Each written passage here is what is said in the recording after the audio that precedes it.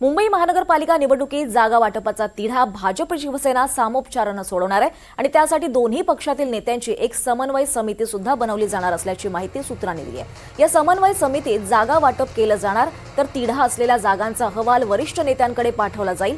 त्या जागांचा निर्णय वरिष्ठ नेते घेणार असल्याची माहिती मिळते आहे। शिंदेंच्या सेनेत आजी माजी असे पकडून 125 नगरसेवक आहेत। जागा वाटपादरम्यान त्या अनुषंगानं 125 जागांचा प्रस्ताव शिंदेकडून भाजपकडे ठेवला जाणार असल्याची माहिती सूत्रांनी दिली आहे। त्याबाबत मुंबईत लवकरच दोन्ही पक्षातील महत्त्वाच्या नेत्यांची बैठक होणार असल्याची माहिती सुद्धा सूत्रांनी दिली आहे।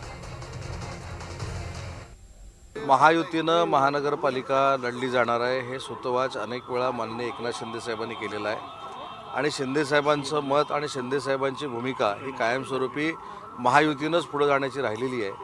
ऑलरेडी समन्वय समिती आमची आहे। शिवसेनेच्या तर्फे मी आणि शंभूराज देसाई त्या समन्वय समितीमध्ये आहोत। राष्ट्रवादी काँग्रेस पार्टीकडनं सुनीलजी तटकरे आणि हसन मुश्रीफ आहेत आणि BJPकडनं रवींद्र चव्हाण साहेब आणि चंद्रशेखर बावनकुळे आहेत।